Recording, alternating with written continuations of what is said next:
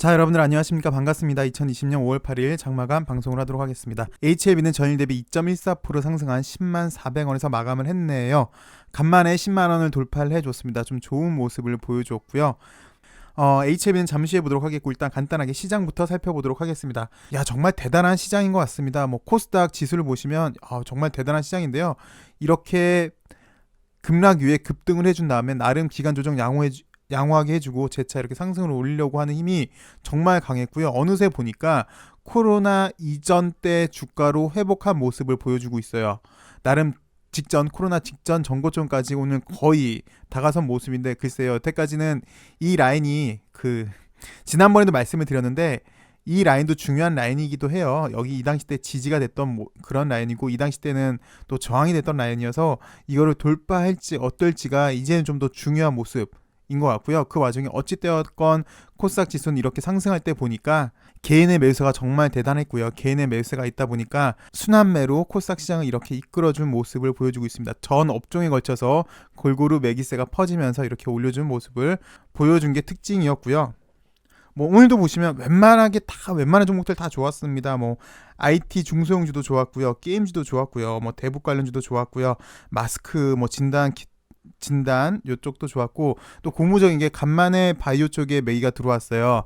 삼바랑 셀트 쪽에 매기가 들어오면서 특히 기관이랑 외국인이 쌍끌이 매수가 들어오면서 좀 조심스럽게 만약에 이 라인을 돌파를 한다면, 690 라인을 돌파를 한다면 얘네들이 주도주급이 될까? 얘네들이 위주로 바이오 위주로 해서 여기 800선 라인까지 한번 올릴까라는 그런 기대감도 일단 심어준 건 사실인데, 글쎄 한번 봐야 되겠죠. 그거는 봐야 되겠고, 어쨌든 전 업종에 걸쳐서 매기가 들어왔고, 특히 오늘은 바이오가 좀 시장의 에이스였다고 보여집니다. 자, 시장은 이렇게 간단하게 말씀을 드렸고요. HLB를 살펴보도록 하겠습니다. 제가 잠깐 깜빡한 게 있네요. 이것도 좀 아셔야 돼요. 기본적으로 시장에서 일단 크게 호재, 악재가 있죠. 호재는 글로벌적으로 슬슬 빗장을 풀고 있다, 경제가 재개돼서 일상적인 생활로 돌아오고 있다라는 게 호재고요. 악재는 미중 무역 분쟁의 가능성이 악재였는데, 오늘 발표를 했어요. 미국, 중국, 양국이 1차 무역 협상, 그러니까 작년 12월 달에 한 거죠. 1차 무역 협상 원활히 이행하겠다라고 해서 일단 미중 무역 분쟁은 제 개인적인 생각인데 그냥 장기화 될 것 같아요. 그리고 플러스 여기에 정치적인 이슈, 트럼프 재선에 대한 이런 거까지 정치공학적으로 여러 가지가 얽혀 있어서 이제 좀 장기전으로 가지 않을까 싶습니다. 그다음에 이제 좀 보셔야 될 게, 이제 우리나라 국내에서 코로나 발생 현황인데, 이제 추세가 안정적으로 이제 거의 잘 발생자가 없었는데, 지난 연휴 때 한 명이 이제 클럽도 다녀오고 마스크 착용도 안 하고 이렇게 막 돌아다녀서 그 사람을 시작으로 해서 약간 집단 감염 가능성이 지금 점쳐지는 것 같아요. 그 사람이랑 접촉한 12명 이상자가 또 클럽 보니까 잘 유동인구가 하도 많아서 그 클럽을 왔다 갔다 하는 사람들이 많아서 잘 파악이 안 된다고 하는데, 특히 수도권이어서 약간 집단 감염의 우려도 있다고 얘기를 하네요. 그래서 오늘 보면은 마스크주나 진단 키트주나 좀 간 영향이 없잖아 있는데, 요게 좀 일단 관건인 것 같아요. 악재로는. 여기까지만 좀 하도록 하겠습니다. 자, LB를 보시면요, LB는 기술적으로는 지금도 똑같이 말씀을 드릴게요. 이 라인을 확실히 좀 지지를 해주고 있고요. 오늘은 정확히는 말씀드리면 이날이 좀 고무적이었는데, 요 박스권을 돌파를 하려고 하는 모습에 어제 하루 쉬고 오늘 양봉이 나오면서 이렇게 좀 요 박스권, 10만원 라인 요 박스권을 지금 돌파를 하려고 하는 모습을 보여주고 있고요. 그 와중에 이제 요 단계가 되겠죠. 요 단계를 돌파를 해준다면, 크게 보시면 이 박스권 돌파가 상당히 좀 중요해 보이는 그런 구간입니다. 이 박스권을 돌파하려면 좀 많은 거래량이 터져줘야 되는데, 어제도 말씀을 드렸지만 최근 거래량을 보시면요, 이 당시 거래도 잘 못 미쳐요. 이 당시 거래도 잘 못 미치고, 요 당시 때 현재 최근 거래량만 보시면, 그래서 거래가 일단 좀 늘어야 될 텐데, 거래가 는다고 함은 호재성 기사가 하나 나와줘야 되겠죠. 그렇게 된다면 이제 이 답답했던 박스권을 뚫고 좀 시원시원하게 올라갈 수 있는 모습이 되지 않을까, 그래서 시장의 진정한 주도주가 되지 않을까 싶은데요. 오늘은 좀 약간 얘가 주도주라고 보기에는 사실 좀 그렇죠. 오늘은 전반적으로 바이오 쪽에 매기가 오니까 LB도 거기에 편승하는 모습을 보여줬고요. 오늘 또 좋은 호재성 기사를 하나 또 내줬어요. 다 아시는 내용이니까 간단하게 설명을 드릴게요. 코로나19 백신 전 세계가 주목하고 있다. 임뮤노믹에서 만드는 거. 그래서 HLB의 기업 가치가 상승이 되지 않을까라는 기사가 나왔는데요. 일단 저도 많이 말씀을 드렸던 것 같아요. 지난주까지는 가장 급했던 게 치료제였어요. 코로나19에 대한 치료제 개발인데 어느 정도 뭐 완벽한 치료제라고는 말은 못해도 어느 정도 조금 효과는 있는 것 같아요. 렘데시비르가요. 일단 고기가 나왔고 그 다음 이제 중요한 게 백신인데, 자 그래서 이뮤노믹도 백신 개발을 주목받고 있고 기업 가치에 긍정적으로 볼 것이다 라는 뉴스가 나왔고요. 현재 백신 개발은 전 세계적으로 108건이 진행되고 있고 가장 앞서고 있는 게 이제 이게 이노비오예요. 한국계 박사가 만들고 있죠. 그래서 이노비오 백신이 가장 앞서고 있고, 그래서 임상 단계 진행한 거는 8개고 그외 100군데에서 백신 개발 현재 비임상 단계이다. 그래서 이뮤노믹은 백신 설계를 끝나고 기본적인 시험을 올 하반기에 할 예정이고요. 그다음에 여기서 좀 보셔야 될 게, 맨 처음에 이뮤노믹 인수하려고 했을 때 코로나19에 대해서는 전혀 고려가 되지 않았는데, 만약에 이때 1월 말에 했었잖아요. 1월 말 때는 코로나19가 그렇게 아니었죠. 우리는 이번에 설날 끝나고 코로나가 유행을 하면서 됐는데 1월 말 만약에 개혁을 하지 않았다면 아마 이뮤노믹의 인수 가격은 더 급등을 할 것이다. 우리는 참 운도 좋았다. 기술력이 좋은 회사를 때도 좋아서 더 좋은 가격에 인수를 했다. 아마 지금 했으면 훨씬 더 그 가치가 높아졌을 것이다 라고 얘기를 하고 있고, 뭐 잘 아시다시피 이뮤노믹은 백신 분야에서 가장 권위 있는 학회에서 최우수 기업으로 선정되고 있다. 그래서 좀 백신에 대한 기대가 밝다라고 이렇게 호재성 기사를 보내줬는데요. 어제도 말씀드렸지만 LB에 관련해서는 호재가 상당히 많이 있어요. 그냥 간단하게만 보셔도 이렇게 쭉 이렇게 제가 스크립 한 것만 대충만 보셔도 호재가 상당히 많이 있거든요. 근데 시장에서 요구하는 거는 이런 호재성 기사가 아닌 사실은 이제 확정치를 좀 요구를 하고 있어요. 그 확정치는 시장에서 객관적으로 판단할 수 있는 애로 내지는 위암 3차가 됐든 4차가 됐든 NDA 신청이 되겠죠. 그게 이제 객관적인 평가 기준이 될 것 같고, 그게 나온다면 이제 좀 더 탄력적으로 이 당시 때처럼 좀 탄력적으로 움직일 것 같은데, 그 전에 지금은 준비 단계에 있는 것 같습니다. 크게 보시면. 그래서 기술적 분석을 어저께 잠시 해드렸고 이것도 똑같은 건데요. 개인적으로는 그래요. 폴첸 박사가 유상증자 참여하기 전까지는 이런 모습을 좀 보여주지 않을까. 그래 계속 좀 크게 보시면 준비 단계를 거치지 않을까 싶은데요. 일단 HLB는 이번 달에 유상증자가 마무리가 돼요. 네, 일반적으로 패턴이 있어요. 유상증자를 하면 1차 발행가, 2차 발행가, 어떤 경우는 1차 발행가 결정될 때까지만 낮은 경우도 있고요. 어떤 경우는 2차 발행가가 결정될 때까지 낮은 경우가 있는데, LB는 지금 보니까 1차 발행가가 이 당시 때 결정이 됐잖아요. 그래서 추가적으로 하락은 없어요. 제한적인 상승은 있는데 추가적인 하락은 없거든요. 보니까. 그래서 좀 조심스럽게 2차 발행가도 아마 1차 발행가가 제일 낮을 것 같아요. 물론 돼봐야지 알겠지만 5월 25일이 돼봐야 알겠지만, 만약에 내릴 거였으면 추가적으로 하락을 할 수도 있었는데 그랬던 모습은 없고요. 일반적으로 유상증자의 패턴이 어떠냐면 1차 발행가가 됐던 2차 발행가가 됐던 뭐 둘 중에 하나까지는 낮춰주고요. 그다음에 청약일이 되잖아요. 청약일이 되면은 일반적으로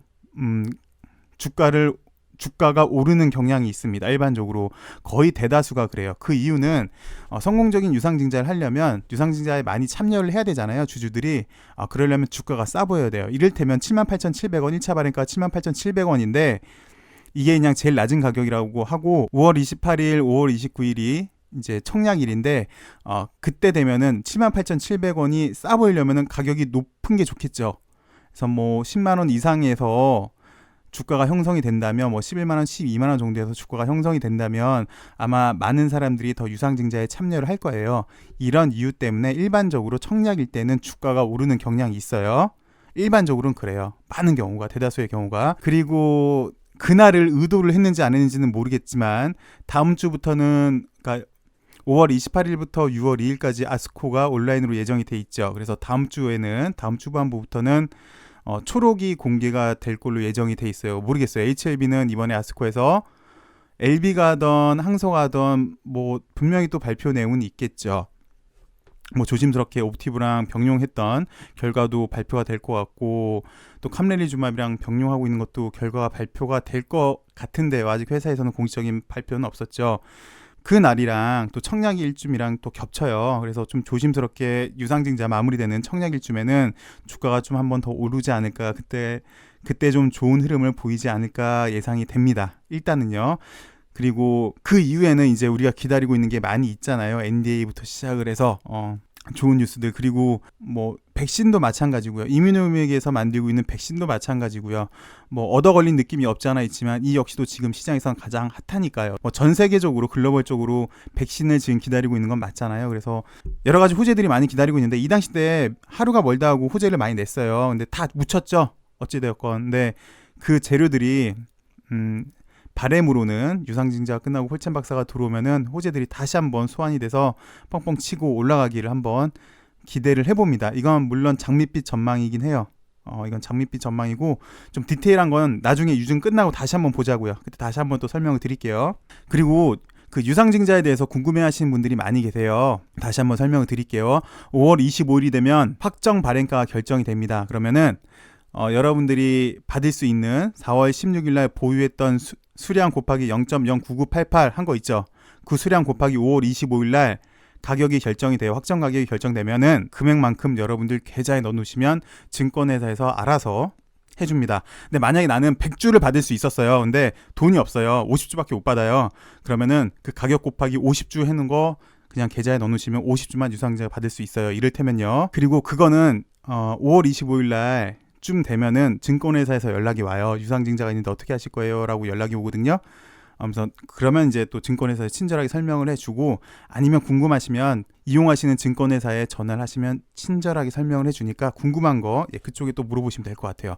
그리고 신주 인수권에 대해서도 충분히 설명을 드린 것 같은데 약간 잘못 이해를 하시는 분도 계시더라고요. 내가 신주 인수권을 매수를 하면은 그냥 유상증자를 받을 수 있다라고 생각을 하시는 분들이 계시더라고요. 아니에요. 신주 인수권이란 거는 유상증자를 받을 수 있는 권리를 매수를 하시는 거예요. 매도를 하시는 거는 유상증자를 참여할 수 있는 권리를 매도를 하시는 거고요. 그래서 신주 인수권 내가 10주를 매수를 했어. 나 그럼 10주 그냥 받는 거네? 아니에요. 그 10주 곱하기 확정 발행가 금액을 계좌에 넣으셔야지 유상증자를 받으시는 거예요. 그냥 신주 인수권 내가 갖고 있다고 해서 유상증자 되는 거 아니에요. 돈을 또 넣으셔야 돼요. 여기에 대해서 약간 헷갈려 하시는 분이 계셔서 다시 한번 설명을 드렸습니다. 자, 이번 한 주도 고생이 많으셨습니다. 뭐 LB만 놓고 보시면 나름 요 박스권 하단 부분에서 돌파를 하려고 하는 모습, 금요일날 돌파를 하려고 하는 모습이 좀 긍정적이었다고 보여집니다. 그래서 다음 주에는 여기 좀 상단부에서 확실히 10만 원을 안착을 해주는 모습을 보여주길 한번 기대를 해보겠습니다. 자, 오늘 방송은 여기까지 하도록 하겠고요. 죄송한데 제가 한번 처음으로 한번 사진 방송을 해볼게요. 저도 몰랐는데 저희 장모님이 제 영상을 매일 보시고 계시더라고요. 깜짝 놀랐어요.